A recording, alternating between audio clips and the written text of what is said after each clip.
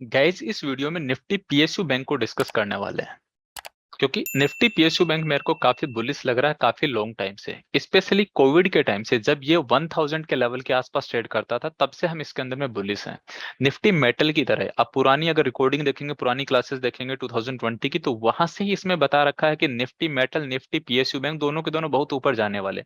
और भी जैसे निफ्टी रियल्टी, निफ्टी फार्मा, जिन जिन इस सेक्टर के बारे में हमने बात की थी वो सब के सब बहुत अच्छे चले। तो मेरे को ऐसा लग रहा है कि आने वाले टाइम के अंदर में निफ्टी मेटल की तरह same to same outer performing sector होगा निफ्टी पीएसयू बैंक। बहुत सारे इसके स्टॉक ऑलरेडी चल चुके हैं लाइक कि SBI, Canara bank, BOB, but अभी भी उनके अंदर कौन कौन से स्टॉक्स के अंदर में पोटेंशियल है जो कि और बड़ी मूव दे सकते हैं, सेक्टर कहां तक जा सकता है, तो उसके लिए एक बार सेक्टर का डिस्कस कर लेते हैं। टॉप डाउन अप्रोच करें उससे पहले मैं आपको एक चीज बताऊं कि सेक्टोरियल एनालिसिस क्लास में हमने सीखा है कि सेक्टर क्या है, कि सेक्टर का रोटेशन चलता रहता है। कि कभी कोई सेक्टर जो आज ऑल टाइम लो पे है तो हो सकता है कि आने वाले टाइम पे वो ऑल टाइम हाई पे भी जाए। कभी जो आज सेक्टर ऑल टाइम हाई पे तो हो सकता है कि वो वहां से 50% करेक्शन दे और हो सकता है कि उसके बाद में ऑल टाइम लो पे जाए, फिर वापस से रिकवर होने लगे। जैसे आज अगर इस सेक्टर की हम बात करें तो हम क्या कह सकते हैं कि ये सेक्टर ऑल टाइम हाई और ऑल टाइम लो के बीच में ट्रेड कर रहा है। हो सकता है ऑल टाइम हाई पे चला जाए और हो सकता है ऑल टाइम हाई के जाने के बाद में वहां से वापस से करेक्शन देने लग जाए और कभी 2-3 साल के अंदर में ऑल टाइम लो पे चला जाए, क्योंकि हर सेक्टर में यही होता है। सेक्टर एनालिसिस वाली क्लासेस में हम इसको बहुत डीपली समझ चुके हैं। एक बार फिर से मैं आपको ये चीज पिक्चर समझा देता हूँ कि हम क्या चीज देखते हैं, फिर उसके ऊपर में हम बात करेंगे। निफ्टी मेटल से ही समझा देता हूँ क्योंकि वो ऑलरेडी चल चुका है तो आपको और अच्छे से पिक्चर समझ में आएगी। ये देखिए मंथली का चार्ट है। सेक्टर एनालिसिस क्लास में क्या करते हैं, सबसे पहले हम यहाँ पे एक लाइन ड्रॉ करते हैं। हम ये कहते हैं कि कहाँ पे सेक्टर ओपन हुआ, 2800 के अराउंड। ओपन होने के बाद में हाई क्या है, 3400 के अराउंड। फिर लो बनाया 1600 के अराउंड। फिर वापस से ऑल टाइम हाई पे जाता है प्रीवियस हाई को ब्रीच करते हुए 3500 के अराउंड। वहां से ऑल टाइम लो पे आता है 1400 के अराउंड और वहां से वापस से ऑल टाइम हाई के ऊपर में जाता है 4200 के अराउंड। और फिर वापस से वहीं पे ऑल टाइम लो की तरफ और फिर वापस से यहाँ पे हमने प्रेडिक्शन लगाई थी कि जब सारे निफ्टी मेटल के highly weightage stock like JSW steel, Tata steel, Jindal steel, Hindalco, ये सब डिमांड जोन में आ चुके थे कि यहाँ से सब कुछ टेस्टेड है और अब एक निफ्टी मेटल एक बड़ी मूव के लिए रेडी। और वही सेम चीज हुई। और देखिए ये सेक्टर कहां से कहां पहुंच गया। तो ऐसा नहीं कि ये ऑलवेज अप ही जाता रहेगा, हो सकता है कि कभी वापस से इसमें करेक्शन आए और ये वापस से यहीं के यहीं इसी लेवल पे आ जाए। क्योंकि देखिए ऑलरेडी इनिशिएट हो चुका है सेलिंग प्रेशर। अगर हम बात करें तो एक मंथली का supply demand zone already breach हो चुका है। मंथली के सप्लाई जोन से प्राइस रिएक्ट करके डाउन आ रही है। तो अब इसमें हमें लॉन्ग की तरफ नहीं सोचना चाहिए, एटलीस्ट उस पॉइंट तक कि जब ये मंथली का सप्लाई जोन जो है ये एक बार ब्रीच होके मंथली की कैंडल अगर इसके ऊपर में क्लोज नहीं होती है तब तक हमारा व्यू इसमें अब बेयरिश ही रहना चाहिए। उसके ऊपर जाके मंथली की कैंडल ही क्लोज होती है ना, तब जाके हम हमारा व्यू चेंज कर सकते हैं। तब भी डिपेंड करेगा कि बाकी के स्टॉक्स की क्या पिक्चर है। बट एक बार के लिए ये चीज कह रही है कि डिमांड जोन ब्रीच होना स्टार्ट हो गए, जो कि एक फर्स्ट पॉइंट होता है, एक फर्स्ट इंडिकेशन होता है कि अब यहां से इस सेक्टर के बुरे दिन स्टार्ट हो गए। अब अगर ये डाउन आता है ना तो ये पॉइंट इनका हमें वेट करना चाहिए। लाइक ये वाला एटलीस्ट ये तो फर्स्ट डिमांड जोन है जिसका हमें वेट करना ही करना चाहिए, क्योंकि यही है जो ऑल टाइम हाई पे लेके गया। यहाँ पे जाके देखेंगे कि हाईली वेटेड स्टॉक जैसे Tata steel, Hindalco, JSW steel ये डिमांड जोन में आए या नहीं है। हो सकता है वो यहाँ जाके आए, हो सकता है वो यहाँ जाके आए। तो जहां पे भी highly weighted stock demand zone में सेक्टर के साथ में कोइंसाइड करेंगे वहां पे हम इसमें लॉन्ग होने की सोचेंगे। तो ये टॉप डाउन अप्रोच का और सेक्टर का हमें फायदा मिलता है। अब वापस से हम आते हैं हमारे निफ्टी पीएसयू बैंक पे। तो देखिए मंथली का चार्ट ओपन है और हम कह सकते हैं ऑल टाइम हाई और ऑल टाइम लो के बीच में ट्रेड कर रहा है। यहाँ पे ये था ऑल टाइम लो। उससे पहले भी देखिए सेक्टर में क्या हुआ, यहाँ पे ओपन होने के बाद में प्राइस डाउन आई। डाउन आने के बाद में अप गई, अप जाने के बाद में वापस से ऑल टाइम लो बनाया यहाँ पे। ऑल टाइम लो के बाद में वापस से यहाँ पे ऑल टाइम हाई बनाया, फिर वापस से ऑल टाइम लो की तरफ आ रही है। प्राइस अप जाने की कोशिश कर रही है, सप्लाई जोन जाने नहीं दे रहे हैं। मतलब आप ये देखेंगे सारे के सारे सप्लाई जोन टेस्ट होते होते प्राइस को डाउन लेके आ रहे हैं। मतलब प्राइस ऊपर भी जाने की कोशिश कर रही है तो नीचे भी आ रही है। और प्राइस ने यहाँ पे कोविड के टाइम पे एक लो बनाया ऑल टाइम। भले ही कोई भी डिमांड जोन ना हो, भले ही कोई भी डिमांड जोन ना हो, लेकिन सेक्टर के बहुत सारे स्टॉक्स ऐसे होंगे जो कि कंफर्मेशन देना स्टार्ट कर देंगे कि अब उनमें एक बाइंग प्रेशर आना स्टार्ट हो गया। और वहीं से हमें एक इंडिकेशन मिलता है कि अब ये सेक्टर रोटेशन वाला काम करने वाला है, जो आज ऑल टाइम लो पे है ना, अब वो यहाँ से रिकवर होके हो सकता है कि पहले ऑल टाइम हाई और ऑल टाइम लो के बीच में आएगा और फिर हो सकता है ऑल टाइम हाई पे भी चला जाए। वही सेम चीज इसके अंदर में होने वाली है। देखिए ईयरली टाइम फ्रेम पे जाते हैं पिक्चर को समझने के लिए। ईयरली पे क्या समझ में आ रहा है कि कोई डिमांड नहीं है, कोई भी सप्लाई नहीं, कोई भी पिक्चर अच्छे से समझ में नहीं आ रही। तो एक काम करते हैं और स्मॉलर टाइम फ्रेम पे जाते हैं, हाफ ईयरली पे। हाफ ईयरली से हमें समझ में आ रहा है कि हाफ ईयरली का एक तो ये सप्लाई जोन जो कि ऑलरेडी चल चुका है, अनदर सप्लाई जोन वापस से बना इसी के रिएक्शन से, ये भी चल चुका है, ये डिमांड जोन ये भी चल चुका है।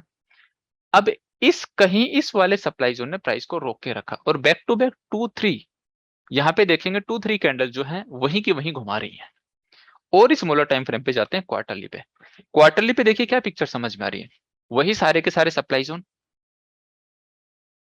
लाइक एक ये वाला सप्लाई जोन, फिर ये वाला सप्लाई जोन इसी के रिएक्शन से बना, और फिर ये वाला एरिया भी इसी के रिएक्शन से बना। ये सबके सब टेस्टेड है। फ्रेश क्या है, ये वाला जिसके अंदर में अभी प्राइस है, इस वाले सप्लाई जोन के अंदर ही तो है प्राइस। इससे पहले ये एक सप्लाई जोन था जिसने प्राइस को देखिए जो एक अच्छा खासा बाइंग प्रेशर आया था उसको रोक लिया था, और रोकने के बाद में इसने 2-3 कैंडल तो यहीं पे बना दी। अल्टीमेटली ये वाला सप्लाई जोन भी ब्रीच हुआ कुछ एक कैंडल बनाने के बाद में, और प्राइस अब देखिए back to back last 4-5 candle से इस वाले सप्लाई जोन के अंदर में ट्रेड कर रही है और इसको ब्रीच नहीं कर पा रही है। बट इतनी बार टेस्टेड हो चुका है, इतने क्वार्टर से टेस्टेड हो चुका है, तो यहाँ पे एक इंडिकेशन मिल रहा है ना। और भी ज्यादा इंडिकेशन स्ट्रॉन्ग कैसे होगा, अगर हमें स्टॉक्स का व्यू मिल जाए कि क्या कोई है ऐसे स्टॉक जिसके अंदर में हम बुलिश हो निफ्टी पीएसयू बैंक में जो इस सप्लाई जोन को ब्रीच करवा सके। और इसकी स्ट्रक्चर क्या ऐसी बन रही है जो इसको ब्रीच कर सके, तो बिल्कुल बन रही है इसकी स्ट्रक्चर। देखिए क्वार्टरली तक हम समझ चुके हैं कि एक सप्लाई जोन ऑलरेडी टूट चुका है और दूसरे वाले सप्लाई जोन से काफी लंबे टाइम से प्राइस है। बट ये जो क्वार्टरली की कैंडल बनी है ना ये वाले, ये कहीं ना कहीं एक अच्छा खासा बाइंग प्रेशर इंडिकेट कर रही है। और स्मॉलर टाइम फ्रेम पे आते हैं मंथली पे। मंथली पे क्या समझ में आ रहा है, वही देखिए जो क्वार्टरली पे यहाँ पे पेंसिल से मार्क कर रखे हैं सारे सप्लाई जोन जो कि एक दूसरे से टेस्टेड है। ये उसी क्वार्टरली के बीच में सप्लाई जोन था जहां से प्राइस थोड़ा सा डाउन आई। सारे मंथली के डिमांड जोन रेस्पेक्ट करते हुए प्राइस अप जा रही है, मतलब सारे मंथली के डिमांड जोन रेस्पेक्ट कर रहे हैं।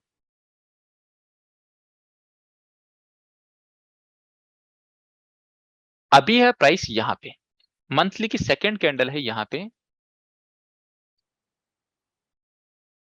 जैसे ही क्वार्टरली के एरिया को प्राइस ने हिट किया, इस वाली लाइन को हिट करते के साथ ही में इसने क्या किया, इस मंथली के डिमांड जोन में आई। देखिए क्वार्टरली और हाफ ईयरली को जस्ट हिट किया, तो ऐसा नहीं कि इमीडिएटली ब्रीच हो गया, प्राइस ने इसको भी रोकने की कोशिश की है, प्राइस अप गई है। अप जाने के बाद में यहाँ पे कोई वीकली का सप्लाई जोन होगा जहां से डाउन आई है। एक बार इस वाले डिमांड जोन ने भी प्राइस को होल्ड किया, होल्ड करके अप भी लेके गया, मतलब चला भी है। लेकिन फिर वहां से क्योंकि हाफ ईयरली और क्वार्टरली और साथ में मंथली तीनों टाइम फ्रेम के सप्लाई जोन थे, और हो सकता है फॉलोअप वीकली का भी सप्लाई जोन, वहां से प्राइस डाउन आई है। और देखिए अभी इस वाले एरिया के आसपास से कहीं से चल रही, इस वाले एरिया से। सबसे पहले ये देख लेते हैं कि अभी अगर प्राइस डाउन आती है तो होल्ड करने के लिए क्या क्या चीजें। तो एक तो सबसे पहले हमारे पास में ये वाला डिमांड जोन, एक है इसी के जस्ट नीचे ये वाला डिमांड जोन, और फिर है इसके नीचे डिमांड जोन। अगर अप जाती है तो उसे रोकने के लिए क्या है, जैसा कि अभी हमने डिस्कस किया क्वार्टरली के सप्लाई जोन में तो ऑलरेडी है, उसको बहुत बार टेस्ट कर चुकी है। उसके बाद में तो आप देखेंगे कि मुझे तो कुछ भी अच्छा दिख ही नहीं रहा। क्वार्टरली से भी समझ में आ रहा है कि कुछ भी अच्छा नहीं है जो प्राइस को होल्ड कर सके। यहाँ पे एक ये काइंड ऑफ सप्लाई जोन है, बट क्या पता बाइंग प्रेशर इतना स्ट्रॉन्ग हो कि यहाँ पे बस कुछ एक बेस कैंडल बनाए और प्राइस ऑल टाइम हाई पे चली जाए, निफ्टी मेटल वाली सी स्ट्रक्चर बना दे। मुझे ऑनेस्टली बहुत अच्छा लग रहा है। मुझे निफ्टी पीएसयू बैंक और इसके स्टॉक्स लाइक की Canara bank, BOB, union bank, ये मेरे को बहुत अच्छे लग रहे हैं। महाराष्ट्र बैंक भी बहुत अच्छा लग रहा।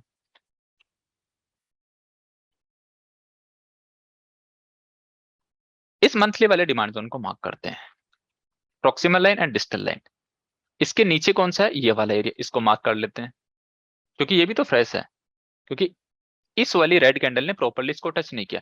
तो ये दोनों की दोनों डिमांड जोन फेस है। इसके जस्ट नीचे तो और भी है, वो हम डिस्कस करेंगे थोड़ी देर बाद में। तो एक बार के लिए हमारे पास में पिक्चर है ये वाली। अब हम जाते हैं वीकली टाइम फ्रेम पे। तो देखिए उसी मंथली के डिमांड जोन के अंदर में हमारे पास में वीकली के मल्टीपल डिमांड जोन हमें दिख रहे हैं, और ये वही डिमांड जोन है जो Nifty bank, Nifty private bank को कोइंसाइड कर रहे हैं। वही सेम पिक्चर है, क्योंकि निफ्टी बैंक में भी देख लीजिए यही सेम पिक्चर है।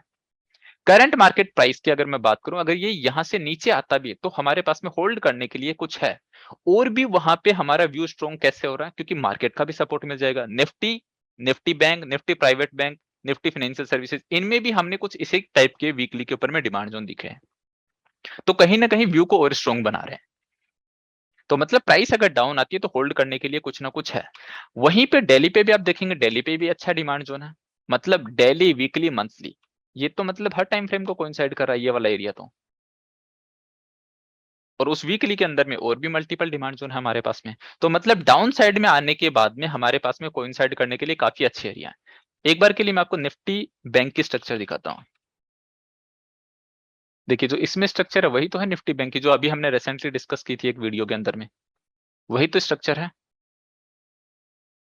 हाँ, अगर ये वाली स्ट्रक्चर टूटती है तो हम जैसे कि मान के चल रहे थे कि 14,800 के लेवल, फ्यूचर में कभी मान के चलिए कि फ्यूचर में कभी क्रैश भी आता है, तो ये वाले एरियाज जो हमने निफ्टी प्राइवेट बैंक में भी डिस्कस किए थे, मतलब ये जो एरिया है आप देखेंगे कि निफ्टी बैंक के ऑलमोस्ट हर एक स्टॉक में, चाहे एचडीएफसी बैंक हो, चाहे एक्सिस बैंक हो, चाहे आईसीआईसीआई बैंक हो, मतलब ऑलमोस्ट आपको हर एक स्टॉक के अंदर में ऐसी स्ट्रक्चर मिल जाएगी।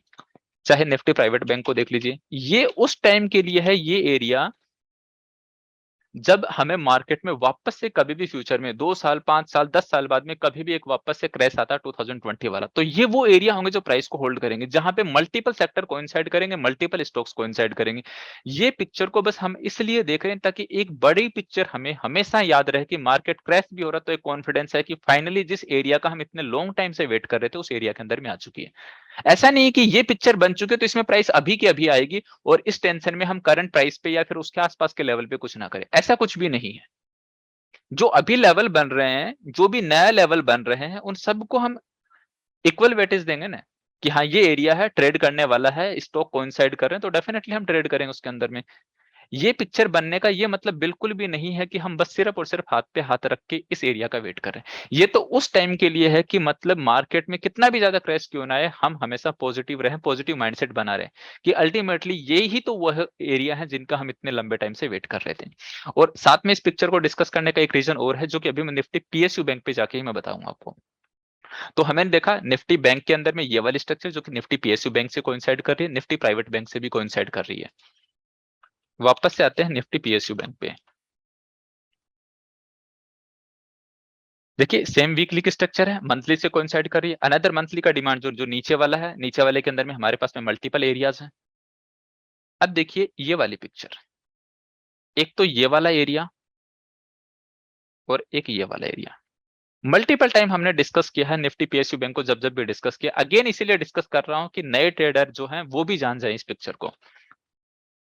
मतलब ये वो एरिया है जिनका हम बहुत लॉन्ग टाइम से हम वेट कर रहे थे, यहाँ के आसपास थी ना, तब हम ये सोच रहे थे कि यहाँ से भले ही बुलिश लग रहा हो, बट एक ऑलवेज एक बैकअप प्लान क्या हो सकता है, उस बैकअप प्लान के अकॉर्डिंगली हमेशा प्रिपेयर रहें, कि यहाँ पे जब पिक्चर आ रही है तो हम और कॉन्फिडेंस के साथ में बाई कर सके, ना कि वहां पे पैनिक हो। इसलिए इन पिक्चर को हम हमेशा माइंड के अंदर में रखते हैं, कि जब भी कुछ भी बुरा हो रहा, मार्केट में क्रैश आ रहा है, मार्केट बुरी तरह से टूटे जा रहा है, सारे स्टॉक डाउन आ रहे हैं, पोर्टफोलियो रेड है, तो भी एक कॉन्फिडेंस बना रहे कि इस एरिया का तो हम वेट कर ही रहे थे ना, इन वाली पिक्चर का तो हम वेट कर ही रहते। तो कभी भी फ्यूचर में ये वाली प्राइस आती है ना, तो ये निफ्टी और Nifty bank, Nifty private bank के जो अभी मैंने राउंड के अंदर में एरिया मार्क किया था ना, उन्हीं एरिया को कहीं ना कहीं ये कोइंसाइड करेंगी और हमारा कॉन्फिडेंस लेवल और भी ज्यादा होगा। बट ऐसा नहीं है कि यहां तक आएगी ही आएगी, उसके लिए अभी से वेट करना स्टार्ट कर लें और अभी कुछ भी ना करें। करंट मार्केट प्राइस पे, करंट मार्केट प्राइस पे जो भी लेवल बन रहे हैं, मार्केट को रेस्पेक्ट करते हैं, उन सबको हम इक्वली वेटेज देंगे।